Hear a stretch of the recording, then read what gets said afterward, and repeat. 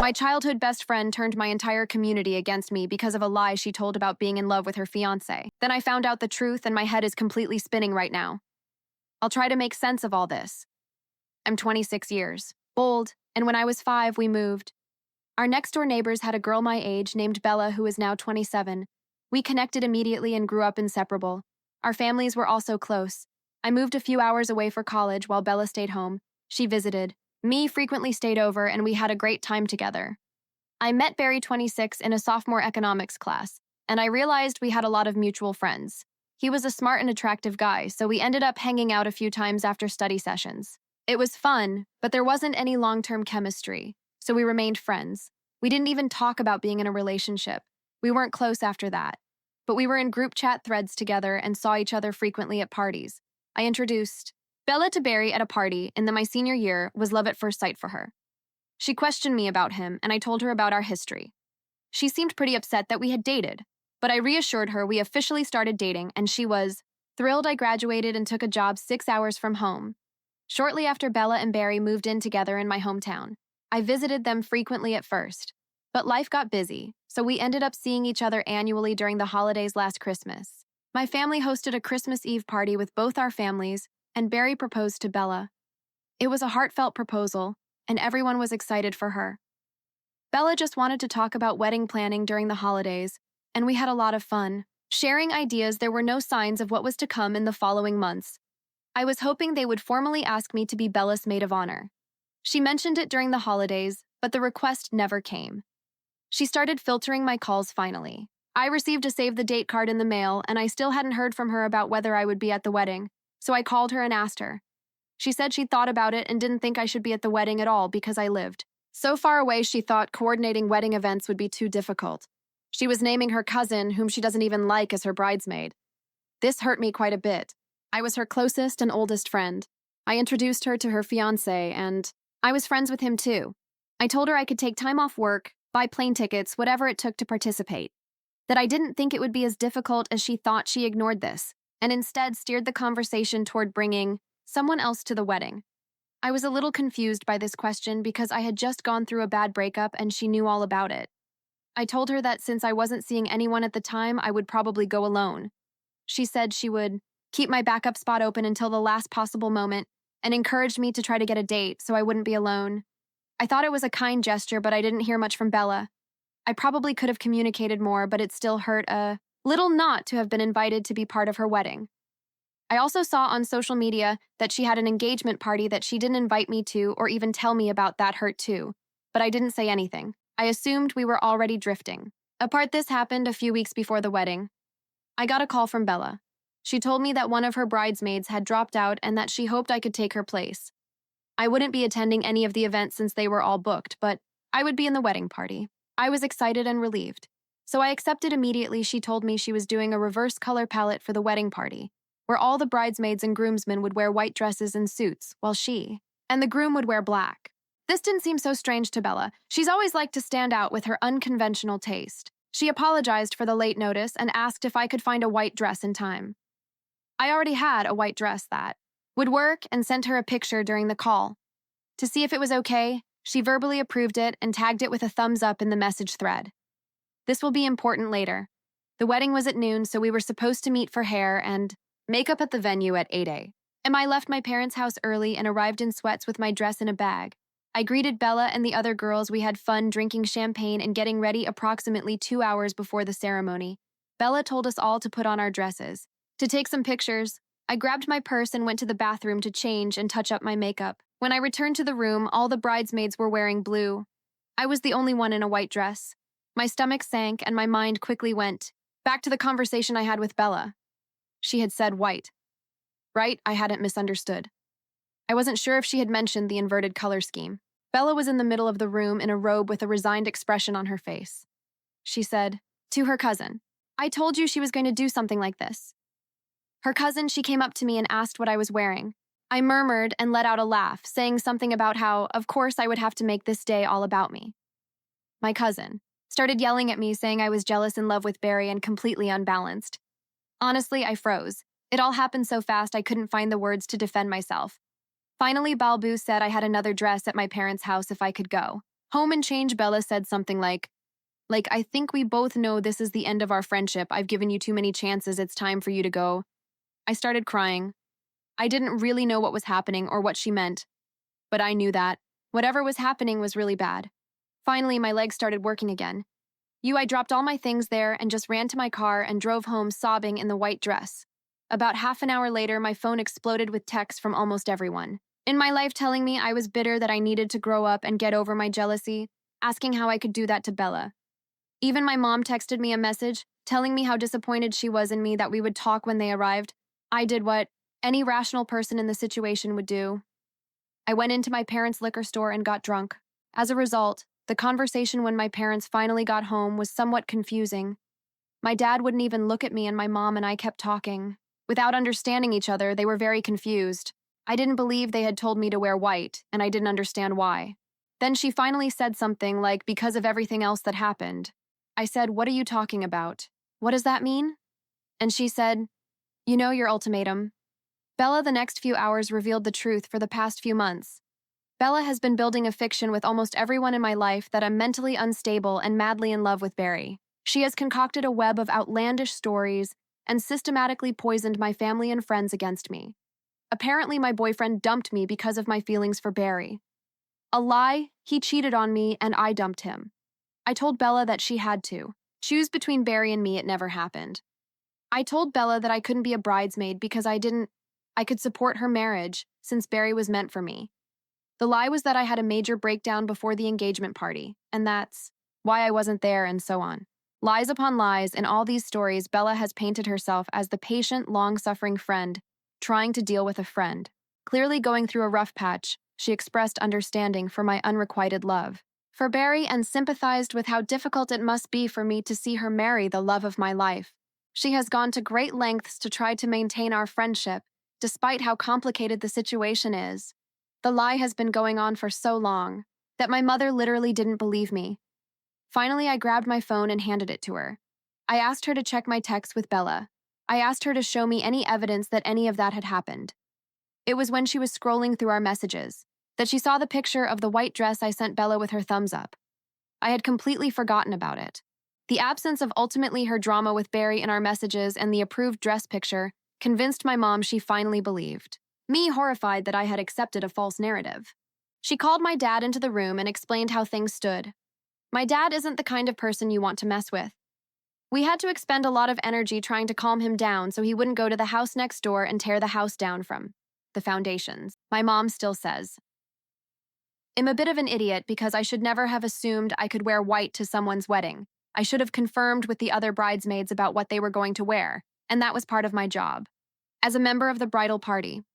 Okay, I accept that, but it doesn't change the fact that I never intended to hurt Bella, and she's been preparing me for this epic fall for months.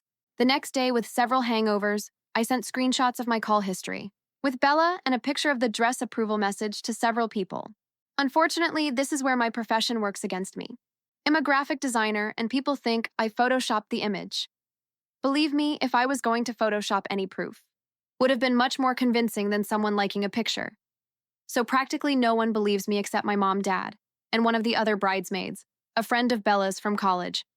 I don't know her well, was there during the dress incident, and found me on social media to tell me that she could tell from my shocked face that she was telling the truth.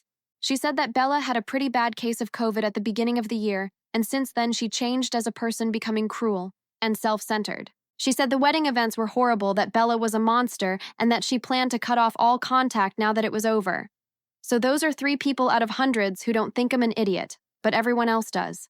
My reputation is destroyed. My life is ruined. I don't think I'm the bad guy, but I submit to the judgment of Reddit. Relevant comments, answers, and some questions. Barry maybe said something about having feelings for you that you didn't reciprocate. It's possible, I guess, but I'm not aware of any incident. I think maybe this has more to do with Bella's cousin putting poison in her ear about Barry really having feelings for me. But that's just a hunch. I don't really know where Barry was in all of this. You said he was your friend, so it seems strange that he would allow his girlfriend. He tried to ruin your life for fun. The first time I saw him after last Christmas was at the rehearsal the night before the wedding. I gave him a hug, congratulated him, and expressed how excited he must be. We talked about my trip and how some of our mutual friends' flights were canceled. It was completely harmless. Bella was talking to someone else, and I said hi to her a little later. I never saw him on the wedding day because I didn't make it that far. I have no idea what he thinks of all this, but I have to imagine he's also been poisoned into believing I'm a deranged stalker. I haven't contacted him because I'm afraid that doing so would feed Bella's narrative. If your parents were at the engagement party, why didn't you tell them you weren't invited? My parents weren't at the engagement party. My understanding was that it was more of a friend's engagement party than a family one, but they knew it happened, and I think they expected me to come home. There was a lot of miscommunication between my mom and me. My parents are pretty low in emotional intelligence and are uncomfortable with emotions and drama. So no, they went too deep. My mom would ask me questions like, "Are you okay?" And I assumed she was talking about my cheating ex when my mom was really talking about my unrequited love for Barry. And I'd respond with something like, struggling a little, but getting through it. It'll be okay. Thanks, Mom." And so we continued talking without understanding each other. Looking back, there were some things my mom said that confused me, but I didn't see clarity at the time. If they expected you to go for that, why didn't they ever ask about your plans to attend and when you'd be home? I wish I could answer your question, but I really don't know the timeline from my side. I don't know what my parents knew when the party invitations were sent out, when Bella told my parents she couldn't go. All of this happened without my knowledge, so it's largely I don't know. Believe me, the fact that my parents thought all of this was happening to me and didn't properly talk to me about it has been hard to accept. How come while you're getting ready at the venue, you never see her wedding dress or talk about the reversed colors for the wedding until it's time for the bridesmaids to get dressed? I was excluded from all the other wedding events except for the rehearsal, which lasted about 30 minutes. I was never really included in the group messages about the wedding, which I thought was because I was a last-minute addition. The dresses were in garment bags and on a rack. At one point, her wedding dress was taken out of the room to be ironed. I don't think she came back when all this happened, which is why she was still in her robe. My understanding was that she wanted pictures of us helping her get dressed. That's why we were getting dressed first. Now, I suspect the timing was intentional. I was the only person who thought there was a reversed color palette, so I don't know why that would have come up in conversation. We talked about many things, but the wedding colors didn't come up. It seems like both you and your parents are bad communicators. And Bella trusted that you wouldn't communicate with her or her parents, the other bridesmaids, or your parents to ask about wedding plans. Yes, my relationship with my parents is good. I think I would need an additional post for that. It's complicated. Update January 16th, 2024. Almost 2 months later, I've been hesitant about updating my post. I hope that by reading my update, you'll understand why. For security reasons, this will probably be my only update. Before I begin, I want to address a question many commenters had about my parents. Many people wondered why my mom would hear all those things about me and not check me out or confront me. It's because I'm an apostate. Last year, I left the religion my parents raised me in, which Bella is still involved in, so she has superior credibility. My political views also differ from mom and dad's. I was a sinner capable of any evil act because I turned my back on biblical principles. Assume the wider religious community in this city thinks the same of me. Despite this, I tried to have a relationship with my parents. I'm an only child, they're my only family. But there was tension and distance there. For example, I didn't tell my parents much about my breakup because the circumstances of that would reinforce some of the worst beliefs they have about me. It's also the reason why I haven't been home in the last year. It's also one of the reasons why I guess things were tense between Bella and me in the last year. I didn't mention it, because as everyone wanted to point out, my post was already too long. And this one will be too. I would have assumed that the wedding events would strain my relationship with my parents even more. But unexpectedly, it's brought us closer. I think a lot of my parents' strong opinions about me were more about how I felt. My leaving the church would eventually reflect on them in the community. But now that the community has turned against me, and the worst has happened, they've closed ranks. They've waged a holy war in their church on my behalf. In the last few months, strangely, the idea has taken hold that my parents actually care about me, despite our differences as people. So in that sense, this horrible event has been a blessing. A lot of the tension between us from the last year has disappeared, and it really seems like they've chosen a side, and that side is me. We had a great vacation together, so that's how it was. I'm glad this happened. Now, the update immediately after the wedding and the post. I did what people suggested and sent a screenshot of my text messages with Bella, all of them going back months, to counter her narrative that I was unstable and explain my side of the story. As a result, three groups emerged. First, there were my high school friends. Most of them are religious and had been extensively brainwashed by Bella. None of them took my side except the maid of honor who had already contacted me. Then there were my closest college friends. None of them had heard of Bella's smear campaign and accepted the evidence immediately. Several of them told me they had never liked Bella and that she had talked badly about me behind my back. This was a novelty for me, but also a relief because these are the relationships I most don't want to lose, and it seems I won't lose them. Bear's closest college friends largely didn't care much. Many of these guys are classic male friends who like to avoid drama, so it doesn't surprise me that they aren't enjoying the opportunity to delve into and litigate the evidence. There's no hostility coming from these people, but there's no support either. I can live with that. Regarding Bella's nuclear and extended family, I had already given up when I returned for Christmas. I tried to go and talk to Bella's parents, who were also like parents to me, and they refused to even open the door. I left a letter in their mailbox. It went unreported. Overall, things calmed down into a new normal, and I largely focused on my life and my work, trying to move forward.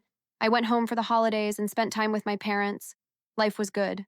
Then on January 1st, I logged into an old email account that I hadn't used in a while to reset a password in the spirit of a New Year's digital cleanse. I was going through old messages with the intention of closing this account forever when I saw an email from my ex with the subject "I win." I can't describe the punch to the gut I felt when I saw that email. It froze me. Now just writing about it. My ex, let's call him Mateo, was the perfect boyfriend until he wasn't. He became extremely controlling after our first year of dating. He wanted to control what I wore, what I ate, who I talked to, who I logged on, and what I posted on social media, etc. He was very cunning and subtle with the way he slowly destroyed me over time, but then he messed up. I found out he was cheating on me, and I woke up enough to get out of there. The breakup was a living nightmare. He refused to let me break up with him. We lived together. He installed tracking software on my phone and put microphones in my car. He had people at my work reporting my movements. I couldn't escape him. Couldn't hide, he kept showing up. He even held my dog hostage. The police were useless because he was never physically violent and made sure not to write down his threats. I was in. It was absolute hell for months, living in terror that he would reappear. I changed jobs. My phone number, my address, my email account, and my social media profiles were all private. This was the only place I forgot to block him. The "I win" email was sent the day after the wedding. He said he had reached out to Bella after we broke up and called himself the architect of my downfall. He said he fueled Bella's paranoia about me and Barry, and together they plotted my punishment. He said losing everyone important in my life was what I deserved. Then he said we should get back together unless I wanted more unfortunate things like this to happen. Yes, he is a delusional idiot. It took me a while to pick myself up and get going again after reading that. I fell apart for days. My mom helped me pull myself together, and now she knows the details of what happened with Mateo. She connected me with a family friend, a lawyer, who is currently helping me file a restraining order against my ex. I tried during the harassment period, but I couldn't afford a lawyer. They denied it, but I think with the email evidence and the lawyer expressing it correctly this time, it will be granted. But the hearing isn't in a couple of weeks, it's on Zoom, and Mateo will have the opportunity to be present. I'm afraid to see him even on a screen. If you're reading this, Mateo, please realize that I'm not so scared that I won't bother you. If you ever come near me again once I took care of my own safety, I realized I had absolute proof that the wedding incident was a setup. I considered spreading it everywhere, but I'm still so ashamed of being in an abusive relationship that I can't do it. So I decided to simply forward it to Barry with a short explanation. He didn't reply to the email. I don't know what happened at Bella's house or Barry's after that, but what I do know is that 2 nights later, Bella drove drunk to my parents' house. While trying to park in their driveway, she ran over their mailbox. When my parents opened the door, she started yelling about how I'm a homewrecker. In her drunken ramblings, my parents realized Barry had left her and called her next-door parents to pick up their drunk daughter. My dad said they looked extremely embarrassed. I know that many people here are probably celebrating with their fists in the air that Bella got some karma. I'm not one of them. Mateo is a monster, and I know firsthand how charming and convincing Bella can be. Just like me, she fell for her act. Her happiness has also been destroyed by Mateo, and I find it hard to blame her now that I know he was moving the balls, but he also made his choices. I'm not foolish enough to reconcile with her. My number one priority is my safety, and anyone connected to Mateo is someone I need to stay away from. Bella will have to find her own way back. There's a position that opened up on my team in another country. It's a manager position, which would be a promotion for me, and my boss thinks I should apply. Although it would be harder to keep even more distance from my parents. I think being in a completely new country could help cultivate a sense of security for me, one that I'm not sure I can get in this city now. So that might be what's next for me. I don't really know how to end this properly. I'm just tired. Thanks for. The support Reddit probably won't log into this account again.